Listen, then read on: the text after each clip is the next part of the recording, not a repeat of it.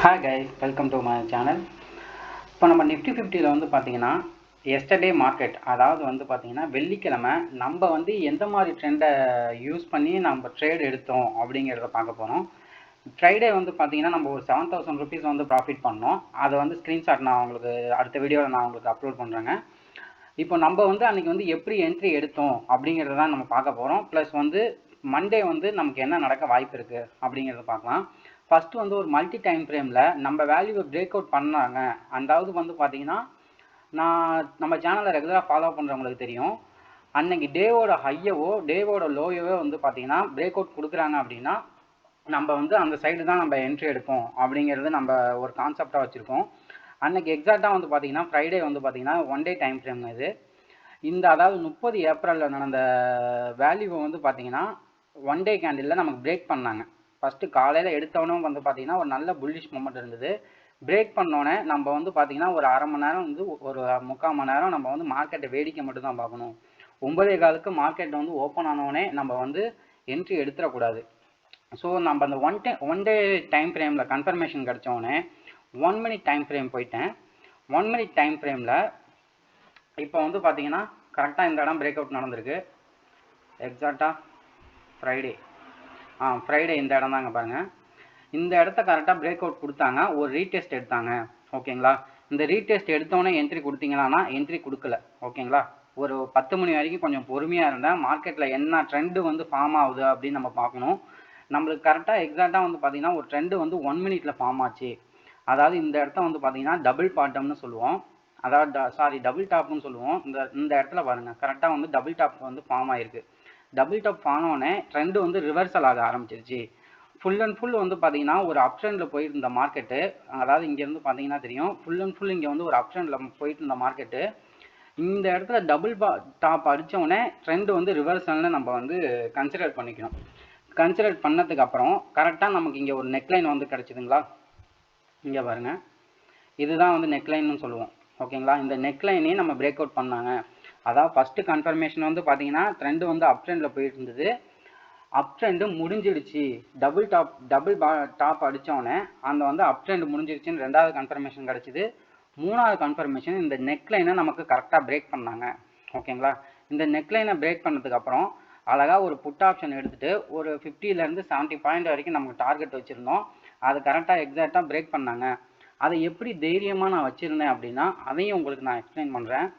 Trend இந்த இடத்துல reversal ஆனதுக்கு அப்புறமேட்டுக்கு இந்த டபுள் டாப் அடித்தோன்னே நம்ம நெக்லைனை பிரேக் பண்ணதுக்கு அப்புறமேட்டுக்கு ஒரே ட்ரெண்ட்லேயே தான் மார்க்கெட் போனாங்க.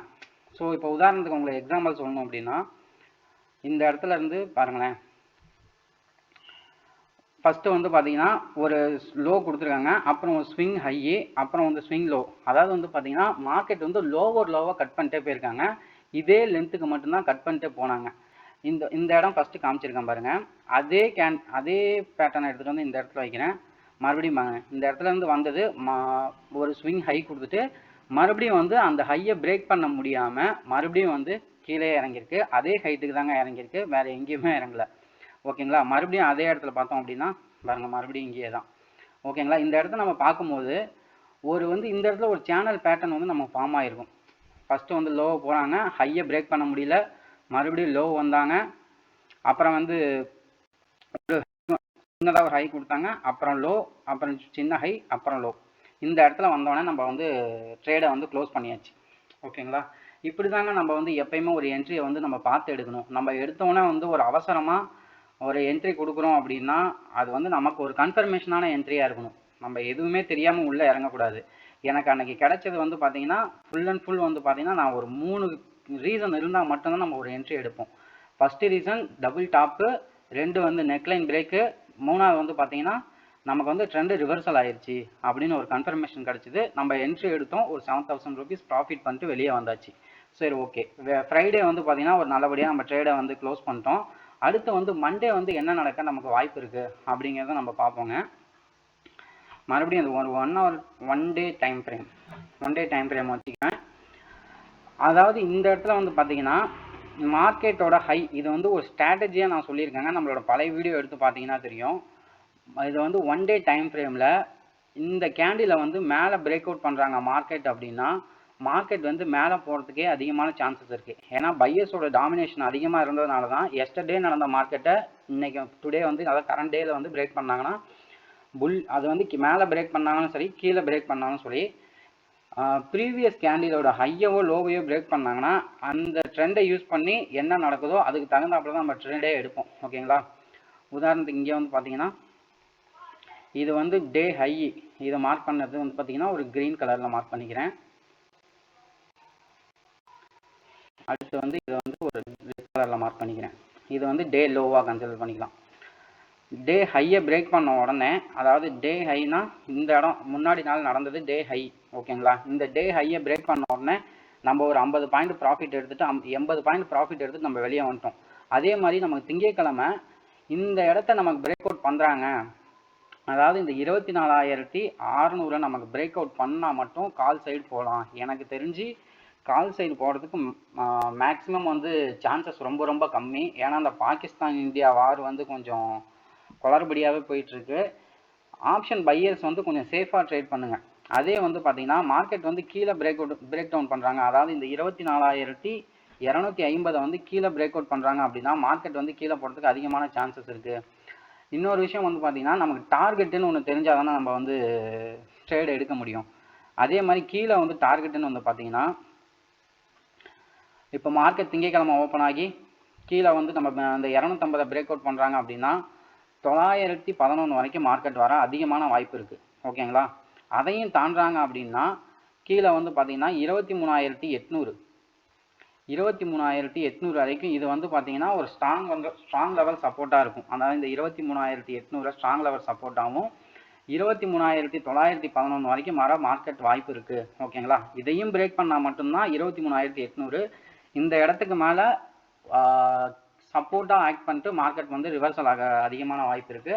அதுவே மேலே வந்து மார்க்கெட் பிரேக் அவுட் பண்ணுறாங்க, 24,600 பிரேக் அவுட் பண்ணாங்கன்னா நம்ம கம்மியான வேல்யூ வச்சு நம்ம ட்ரேட் பண்ணுவோம். இங்கே வந்து எக்ஸாக்டாக நமக்கு 24,800 வரைக்கும் போகிறதுக்கு வாய்ப்புகள் அதிகமாக இருக்குது. ஓகேங்களா?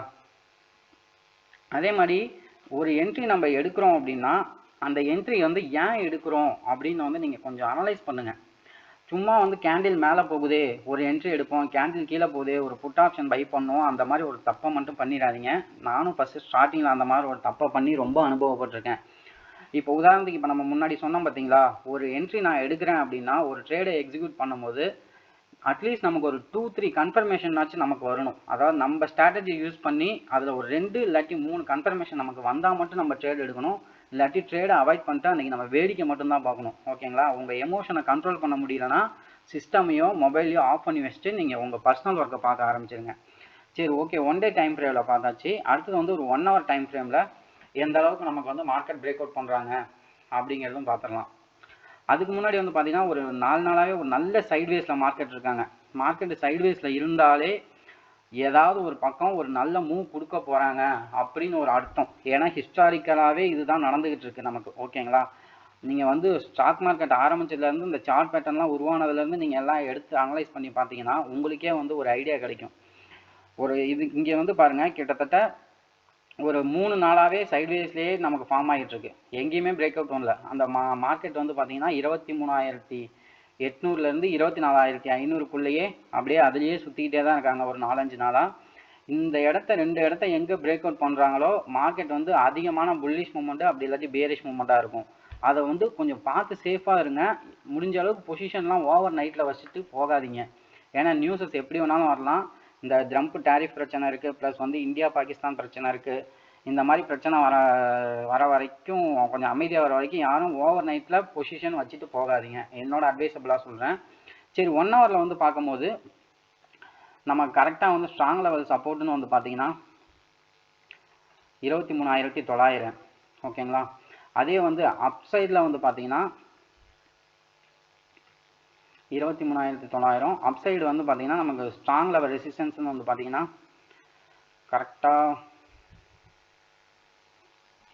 கரெக்டாக வந்து இன்னையோட ஹை தாங்க.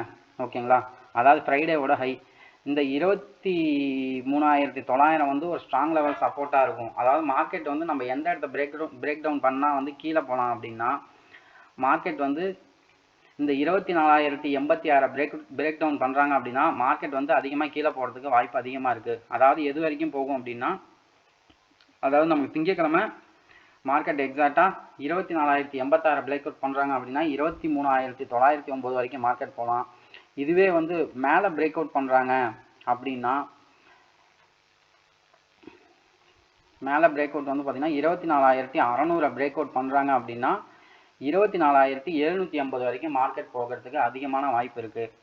இந்த மாதிரி இந்த இடப்பட்ட கேப்பில் வந்து பார்த்தீங்கன்னா ட்ரேடு யாருமே அதிகபட்சம் எடுக்காதீங்க. ஏன்னா இந்த ஃபுல் அண்ட் ஃபுல் இந்த கேப் எல்லாமே ஒரு சைட்வேஸ் மார்க்கெட். புல்லிஷ்க்கும் பேரிஷ் மார்க்கெட்டுக்கும் ரொம்ப வந்து ஒரு ஃபைட் போயிட்டுருக்கு. இந்த சைடை அவாய்ட் பண்ணிவிட்டு இந்த 2 சைடு பிரேக் அவுட் பண்ணால் மட்டும் நம்ம என்ட்ரி எடுப்போம். ஸோ சேஃபாக என்ட்ரி எடுங்க. Thank you friends.